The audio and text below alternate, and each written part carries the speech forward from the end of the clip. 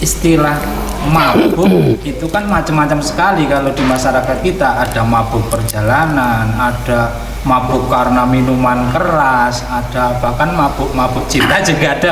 Ada mabuk jaran kepa. Monggo Mbah Yai. Monggo jenengan mawon.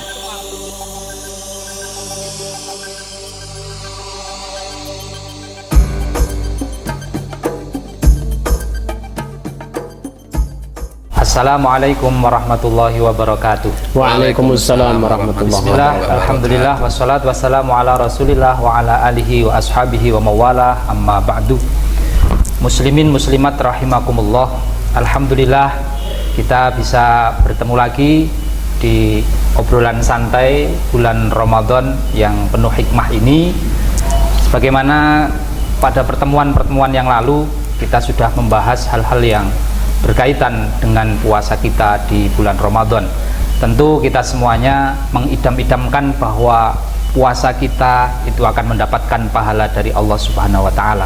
Namun itu tidak serta-merta bisa kita dapatkan kecuali kita sudah mengetahui tentang ilmu yang berkaitan dengan ibadah puasa yang kita laksanakan. Untuk itu, menyambung dari pembahasan yang telah lalu, kita pada kesempatan ini akan membahas tentang hal-hal yang membatalkan ibadah puasa kita.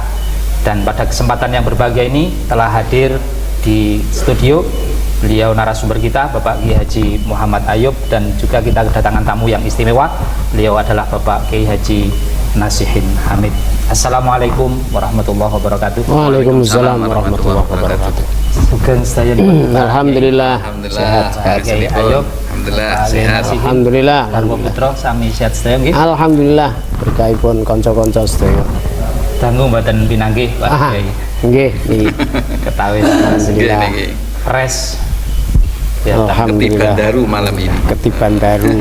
Qiyamul lail ma'al ma'asuban as-solihin. Amin Amin, amin. amin. Dari tauhid. Jadi kemarin gini Pak Kiai, kita kan sudah membahas dengan kenteng-kenteng mantep bahwa kita ingin supaya puasa kita itu berkualitas dengan kita mengetahui rukunnya, kemudian syarat sahnya, syarat wajibnya, dan juga kesunahan-kesunahan.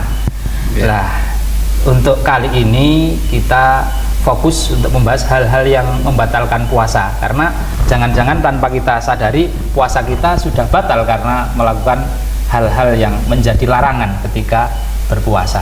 Untuk itu kami persilahkan kepada Pak Kiai Haji Muhammad Ayub untuk yang pertama memaparkan tentang hal-hal yang membatalkan puasa. Monggo Pak Kiai. Ya, terima kasih Mas Aziz atas waktunya, dan sebelumnya kita telah kematurun sangat sugeng rawuh datang Mbah Kiai Nasihin. Nggih, sami-sami. Sampun kersa rawuh, masyaallah. Ketiban daru nih Mas Aziz. Malam ini tambah regeng. Kolo-kolo. Dan Mbah Kiai Nasihin menika juga salah satu dari musokhih Lembaga Basul Masail BCNU Kabupaten Purworejo. Maka insya Allah badhe sareng-sareng menyempurnakan obrolan-obrolan kita malam ini. Insya Allah kita akan menyampaikan, ngobrolaken tentang masalah perkawis-perkawis atau sesuatu-sesuatu yang membatalkan puasa. Pertemuan kemarin kalau tidak salah kita sudah membahas tentang masalah mubtilatus shaum atau sesuatu yang membatalkan puasa. Itu ada dua bagian Mas Aziz. Ya. Jadi ada yang membatalkan pahalanya puasa yang disebut dengan muhbitot. Terus ada yang membatalkan puasanya itu sendiri yang dikenal dengan mufattirat. Betul Pak Yai? Jadi ada dua istilah. Ada dua istilah. Ada muhbitot, ada mufattirat. Nah, mufattirat ini yang benar, yang biasa orang umum biasa menyebutkan muftirat, tapi yang tepat mestinya mufattirat. Cara gramatika Arab istilahnya. Jadi kalau muhbitot urusannya adalah yang membatalkan pahala, kalau mufattirat ini adalah yang membatalkan asalnya puasa itu sendiri. Mungkin nanti akan kita sampaikan satu persatu, dan apabila nanti ada kurangnya bisa disempurnakan Mbah Kiai Nasihin. Ya. Sesuatu yang membatalkan puasa di situ ada 8 masalah, ada 8 perkara. Lumayan. Nah, yang sudah kita ketahui bersama, sudah maklum, yang pertama adalah aridah. Aridah itu adalah murtad, berarti keluar dari Islam itu sendiri, baik murtad dengan ucapan atau dengan perbuatan atau dengan iktikad. Oke, salah satunya itu apabila melakukan sesuatu yang mengeluarkan dirinya dari keislaman, maka disitulah batal puasanya dengan riddah. Itu yang pertama. Yang kedua, perkara yang membatalkan puasa yaitu adanya haid, nifas, dan wiladah. Yang kemarin sudah kita bahas bahwasanya haid, nifas, dan wiladah itu adalah syaratnya harus bebas bagi orang yang kepingin puasanya sah, atau syarat sahnya puasa itu kan harus bebas dari haid, nifas, dan wiladah. Maka ketika orang itu sudah berpuasa, lalu orang itu datang haid ataupun kedatangan haid ataupun nifas atau wiladah, maka secara otomatis puasanya menjadi batal. Itu begitu Mas Aziz. Ngoten Mbak Yai. Terus untuk berikutnya, untuk yang ketiga, sesuatu yang membatalkan puasa itu adalah junun. Junun itu gendeng. Gendeng itu edan. Ya, edan itu kecampuran jin. Apakah harus kecampuran jin? Majnunun kan? Majnunun kecampuran. Edan kita aja ya. Gila lah, Masya Allah. Mau bilang gila, kayak angel temen lah. Gila maksudnya. Sesuatu yang membatalkan puasa yang ketiga adalah apa? Gila. Dan masalah gila ini walau lahdotan itu sudah batal. Artinya walaupun hanya waktu yang sebentar saja, sekejap misalnya dalam satu hari itu gila 1 jam, lalu dia itu waras kembali lah, normal lagi, itu tetap sudah batal puasanya. Itu untuk apa? Gila ataupun junun. Junun, gila. Kebalikan dari syarat sahnya kemarin itu kan dia harus berakal gitu. Iya, betul. Kebalikan dari syarat sahnya ya otomatis tidak sah karena menjadi syarat sahnya tidak terpenuhi gitu Mas Aziz ya. Kemarin tentang masalah wajibnya atau syarat sahnya puasa itu kan harus berakal Mas Aziz ya. Berarti ketika akalnya hilang atau mukallafnya hilang termasuk junun itu, maka otomatis puasanya menjadi batal. Untuk yang berikutnya, yaitu yang keempat, itu ada disebutkan adalah igma. Igma itu tidak sadarkan diri, mungkin termasuk pingsan. Tidak sadarkan diri adalah pingsan semaput. Igma. Ya. Bilgin. Pakai igin. Al-igma. Apa itu yang gimana ayan itu? Bukan. Sebetulnya banyak orang yang mengartikan ayan, tapi saya secara pribadi tidak setuju. Kenapa? Karena Rasulullah itu dipun sebatakan mugma alaih. Fa umiya alaihi. Ketika Rasulullah itu disebutkan, ketika Rasulullah itu pada gerah yang terakhir itu, maradul maut, gerah yang terakhir, Kanjeng Nabi diwudoni fa umiya alaihi. Nek di mana nih kok ayan itu tidak pas. Boten pas. Maka yang pas adalah tidak sadarkan diri ataupun apa tadi? Pingsan. Pingsan. Nah, ini pingsan pengalaman itu juga untuk konco-konco. Banyak yang maknanya igma itu langsung ayan. Jadi boten pas banget ketika dimanakan apa? Ayan. Masuk Kanjeng Nabi ayan, enggak mungkin lah. Tapi mungkin di sisi lain bisa juga Pak Kiai, karena epilepsi ataupun ayan itu kan juga ada faktor pingsannya juga. Ya mungkin. Cuman tidak semua lafal igma bermakna ayan. Yang penting hilang ingatan. Terus sama dengan suker, bahasa suker itu adalah apa ya? Menurut kita di Jawa itu mabuk ya. Suker. Sin kecil. Sakron itu. Nah, sakron. Nah, ini agak beda dengan majnun tadi. Kalau majnun tadi walau lahdoh itu sudah membatalkan puasa. Artinya walaupun gilanya itu hanya waktu yang sedikit, yang sebentar, itu puasanya langsung batal. Tapi untuk igma dan suker ini ataupun pingsan atau apa namanya, suker itu apa namanya? Mendem. Nah, ini syarat membatalkannya itu apabila jami'an nahar. Artinya mulai dari fajar sampai maghrib dia tidak sadarkan diri. Kalau di dalam satu hari ini kok pernah mengalami sadar, walaupun sebentar saja, ini sudah sah puasanya. Sebentar Pak, ini istilah mabuk itu kan macam-macam sekali kalau di masyarakat kita. Ada mabuk perjalanan, ada mabuk karena minuman keras, ada bahkan mabuk cinta juga ada. Ada mabuk jaran kepa. Monggo Mbah Yai. Monggo jenengan mawon. Itu mabuk-mabuk yang dikendaki yang bagaimana? Ini adalah mabuk yang istilahnya mabuk-mabuk seperti apa ya? Mabuk yang merubah pikiran, artinya yang menutupi pikiran kita, menutupi daripada akal sehat kita. Bukan mabuk-mabuk kendaraan ataupun mabuk apa, tapi seperti mabuk ngoplo lah. Itu karena yang ya jadi yang mempengaruhi daripada akal sehat kita, itu yang termasuk membatalkan ketika katanya amma jami'an nahar, jadi satu hari penuh. Jadi dalam satu hari itu tidak mengalami afaqo, tidak mengalami sadar. Tapi kalau dalam satu hari itu mengalami sadar walaupun hanya 1 jam saja, itu sudah sah puasanya. Itu bedanya dengan tadi apa namanya? Gila. Itu. Terus untuk yang berikutnya yang membatalkan puasa itu adalah jima. Ini menarik itu. Jadi siapapun tidak mengenal usia ketika mendengar kata-kata jima itu langsung semangat Mbak Yai. Itu tapi kurang paham Mbak Yai. Jima itu apa sih sebenarnya? Jima ini adalah istilah Arab ya. Kalau Jawane mungkin ya bersetubuh. Itu bahasa Indonesia. Oh, bahasa Indonesia. Jawane kentru.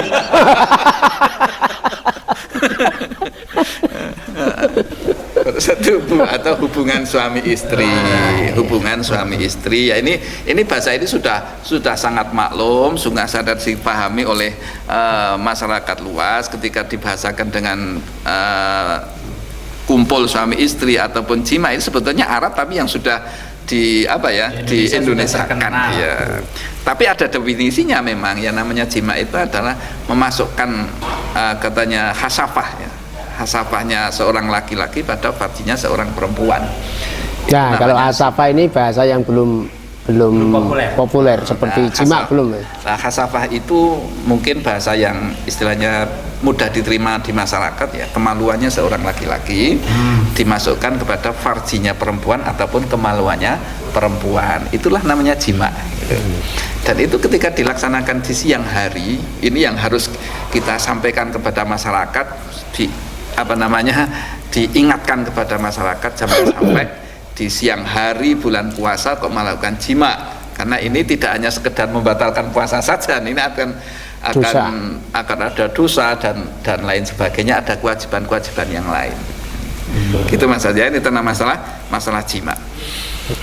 Sehingga ini perlu kita sampaikan kepada masyarakat yang supaya berhati-hati jangan sampai melakukan jima yang membatalkan puasa, karena tidak hanya membatalkan puasa saja, tapi ini ketika orang itu membatalkan puasanya dengan jima, maka orang itu akan satu batal puasanya, yang kedua adalah dosa, yang ketiga di situ orang itu wajib membayar mengqadainya, yang keempat maka orang itu juga wajib membayar kafaratul uzma. Apa itu kafaratul uzma? Jadi kafaratul uzma itu melakukan salah satu dari perkara 3. Yang pertama adalah memerdekakan hamba kawula, dan tentunya tidak ada sekarang ya. Yang kedua adalah di situ itu melakukan puasa 2 bulan berturut-turut. Terus yang ketiga adalah yang ketiga itu adalah memberi makan 60 orang miskin, masing-masing satu miskin adalah 1 mud, masing-masing orang miskin satu mud. Itu sebagai kafarat uzma bagi orang yang membatalkan puasa Ramadan dengan jima, maka harus hati-hati. Maka super hati-hati. Melihat sanksinya yang begitu besar, jimanya hanya 1 kali, hitung-hitungannya rugi lah. Rugi. Pepatah Jawa berlaku di sini. Enak esak klenteng rekasane ketiga rendeng. Itu dia. Maka perlu berhati-hati di masalah jima ya. Saya boleh cerita sedikit Mas? Pak, tentang jima Pak. Dulu ada sahabat, saya lupa namanya sahabat itu siapa, sowan pada Rasulullah Shallallahu Alaihi Wasallam, nangis susah, halak ya Rasulullah, halak ya Rasulullah. Rasulullah itu bertanya, kenapa kok susah, kok yang bertubuh nangis ora karuan. halakna kerusakan kita ya Rasul, hancur kita. Kenapa? Orang itu melaporkan bahwa saya melakukan jima di siang hari. Masya Allah. Nah, akhirnya ya sudah, kalau kalian jima di siang hari, kalian harus membayar kafarat. Bayar tebusan itu. Bayar tebusan, denda, kafaratul uzma yang tadi kita sampaikan itu. Yang pertama supaya, lah kafaratul uzma itu apa katanya? Kafaratnya itu apa? Yang pertama supaya memerdekakan hamba. Tidak punya hamba. Kalau kamu tidak punya hamba ya kamu harus berpuasa 2 bulan berturut-turut. Katanya, ya Rasulullah, wong saya itu poso sebulan mawon mboten kuat sampai kok poso 2 bulan gitu. Oke. Berat. Poso 1 bulan mawon kula mboten gol. Mulai poso 2 bulan. Ya wis nek ora kuat poso 2 bulan ya kamu memberikan makan orang 60 miskin, masing-masing 1 miskin adalah 1 mud. Katanya sahabat tersebut, ya Rasulullah, apakah ada di Madinah ini orang yang lebih miskin dari saya? Akhirnya tidak lama kemudian Rasulullah itu ada tamu.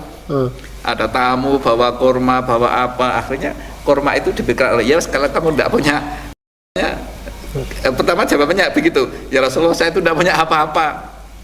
Akhirnya datang tamu membawa kurma. Akhirnya kurma itu diberikan oleh sahabat tersebut. Ya wis ki tak kake sira, ana dosa to kake. Ya Rasulullah, ini kan sedekah kali sinten? Ya sekarang uang miskin, 60 miskin masing-masing 1 mud. Ya Rasulullah, apakah ada orang yang lebih miskin dari saya? Ya, akhirnya gimana jawab nggo sira kabeh wis lah. Itu Rasulullah sallallahu alaihi wasallam. Masyaallah. Itu termasuk dalil bahwasanya ketika orang yang membatalkan puasa Ramadan dengan jima, itu ada kafaratul udzmanya, termasuk diambil dari hadis itu. Gitu Mas Aziz ya. Baik, tadi ada yang perlu minta penjelasan Pak tentang 1 mud. Itu kan tadi kalau kita, jangan kita lah, kalau ada orang yang batal puasanya karena jima, itu yang alternatif kafarat terakhir itu adalah memberikan makan kepada 60 orang miskin. Iya. 1 orang miskin itu diberi 1 mud. 1 mud itu berapa ukurannya? 1 mud itu saya punya sebetulnya 1 mud. Mud itu ukuran ya. Mud itu takaran, bukan timbangan. Nah, dan ketika ditimbang ya tergantung isinya. Artinya 1 mud itu kalau seperti di kita beras misalnya, beras 1 mud penuh itu ketika ditimbang akan menghasilkan rata-rata kurang lebih, ini kurang lebih tidak siap pasti, kurang lebih itu ada di angka 7 onan. 7 on. Boleh kurang sedikit, boleh lebih, tergantung. Kalau misalnya beras tergantung daripada kadar airnya atau kualitas berasnya gitu. Misalnya kurma ya mungkin kadar kurmanya seperti apa kalau hasil timbangan, karena mud itu memang bukan timbangan tapi takaran. Berarti nanti yang diberikan itu dalam kafarat itu bahan makanan pokok gitu maksudnya Pak Kiai. Dan perlu diketahui dalam hal kafarat uzma di dalam puasa ini adalah 3 perkara itu adalah muratabah. Artinya tidak bebas. Jadi pertama harus itqu raqabah dulu. Kalau itu memang tidak mampu, tidak mungkin, maka lalulah urutan yang kedua yaitu puasa 2 bulan berturut-turut. Kalau puasa 2 bulan berturut-turut itu tidak mampu, baru yang ketiga namanya muratabah gitu. Berarti yang poin kedua, puasa 2 bulan untuk mengetahui mampu dan tidak mampu harus dilaksanakan puasa dulu, ya mestinya begitu. Berarti yang 60 orang miskin diberi per A-nya 1 mud itu setelah mencoba berpuasa, setelah melaksanakan puasa 2 ternyata 2 bulan tidak goal, baru. Ataupun kalau tidak begitu, mungkin sudah ada vonis dari misalnya dokter ada hal lain yang menurut pendapat atau keputusan ahli kubroh, wah ini jelas tidak mampu untuk melakukan puasa 2 bulan dan lain sebagainya. Itu mungkin jadi tanpa ada istilahnya uji coba ya, seperti itu. Tapi dari cerita sahabat tadi saya jadi teringat dawuh yassiru wala tu'assiru. Itulah agama. Artinya apa? Ketika ternyata tidak ada orang yang lebih miskin daripada sahabat yang harus membayar kafarat tadi, Rasulullah ya sudah nggo kowe kabeh. Berarti betapa beliau memudahkan urusan agama itu. Seperti itu. Tapi tetap pakai step-step, pakai tahapan-tahapan. Tahapan. Artinya jangan sampai kita dalam beragama ini merasa diberatkan oleh Allah, jangan sampai. Tetap Allah la yukallifullahu nafsan illa wus'aha. Iya betul Pak ya. Cara istilah bahasa Jawanya gini, agama itu gampang, tapi aja digegampang. Gitu loh. Kita tidak boleh gegampang agama. Sebetulnya agama itu sudah yusrun. Sudah gampang. Gitu Mas Aziz ya.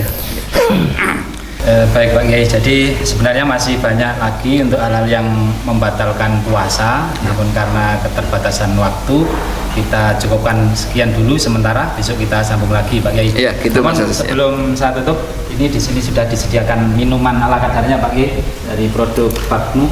Ini mohon untuk Masya Allah. Ya. Terima kasih. Bismillah ta'ala. Apa ini Mas Aziz? Ini Bakinu. Air minum Bakinu. Masya Allah. Produk lokal ya? Produk dari Purworejo sendiri. Masya Allah. Maka kita orang Purworejo mestinya minumnya Bakinu ya, karena ini adalah produk lokal. Berkah ayat Quran. Ini ada yang punya. Berkah ayat Quran Nusantara. Masya Allah. Luar biasa. Dan ini resmi ya Pak ya? Resmi. Sudah ber-BPOM, sudah ada label halalnya, lulus halal dan lain sebagainya. Ini Masya bisa Allah. dijual di luar negeri berarti? Bisa. Bahkan barcode-nya ini sudah internasional nih barcode-nya. Luar biasa. Nanti dicek di Arab Saudi sana bisa ini. Muncul ya. Kodenya ini. Berkah betul ini. Ya, terima kasih. Saudaraku muslimin muslimat dimanapun Anda berada, netizen di dunia maya, tadi sudah kita dengarkan bersama pemaparan dari narasumber kita terkait hal-hal yang dapat membatalkan puasa, baik puasa di bulan Ramadan ataupun puasa-puasa di bulan lainnya.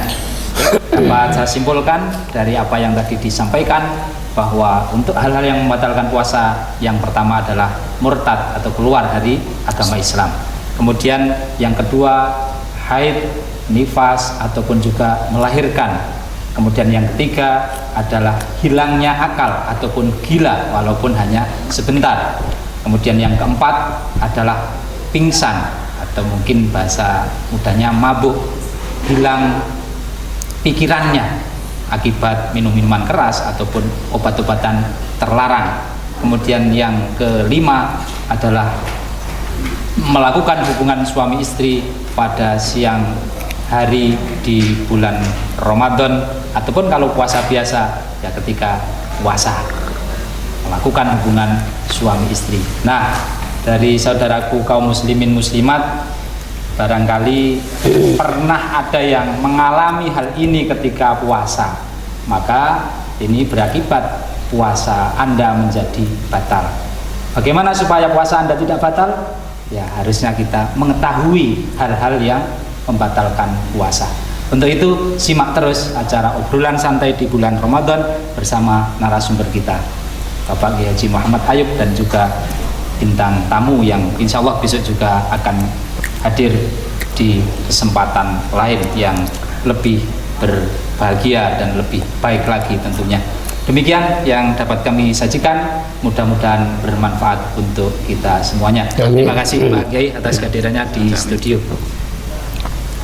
Cukup sekian, wallahul muwaffiq ila aqwamit thoriq. Assalamualaikum warahmatullahi wabarakatuh. Waalaikumsalam warahmatullahi wabarakatuh.